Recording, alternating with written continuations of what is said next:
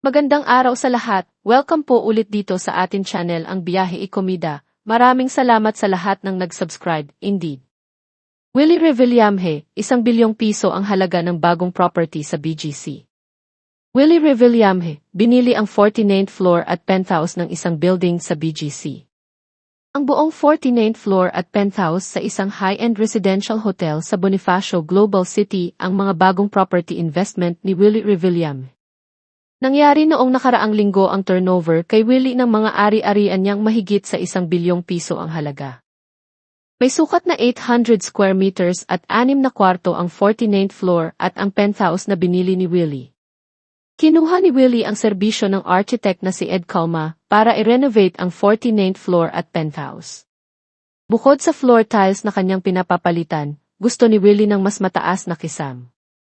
Sinabi ni Willie na una nitong ipakikita sa Pepe ang video at larawan ng new acquired properties niya kapag natapos na ang renovation dahil ito ang kanyang pangako sa editor-in-chief na si Joanne Maglipon nang magkausap sila.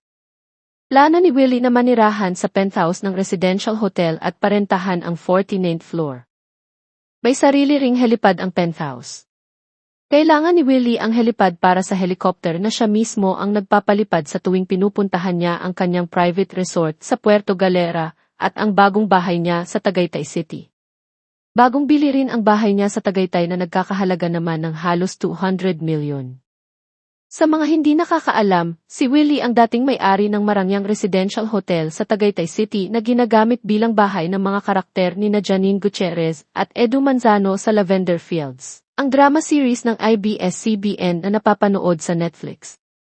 Tulad ng penthouse ng BGC Residential Hotel na binili ni Willie, ay helipad, maraming guest rooms, elevator, at malawak na bakuran ang dating ari-arian niyang may napakagandang tanawin dahil kitang-kita ang Taal Volcano at ang kabuuan ng Tagaytay City. Yan po, nandito kami sa Puerto Galera ngayon. Yan. So, akit tayo dito. Ito naman dito naman yung aming opening number. Okay ba tayo? Hoy, Mario.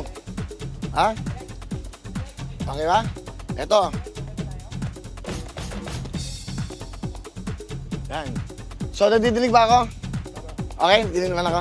So, dito kami nag-opening kanina. Ito yung lugar natin, dito po. Sa Puerto Galera. Yan. So, yan po. Ito yung swimming pool. Ito yung pinapagawa nating hotel. Pakita natin, construction. Yan pinapagawa natin yan. At syempre para may magandang hotel dito, no? Ito, yan. Pakita natin. Para humalaman nyo, alam nyo, sa totoo lang, napakabilis na pangyayari. Isang araw lang kami nag-set up. At yan ang ating latest showbiz chika update for today. Huwag kalimutan mag-subscribe. Click the notification bell for more showbiz chika updates. Like and share the video at pakisuportahan po ang ating Facebook page. Maraming salamat sa lahat ng nag-subscribe. Indeed. Magandang buhay sa lahat. Paalam.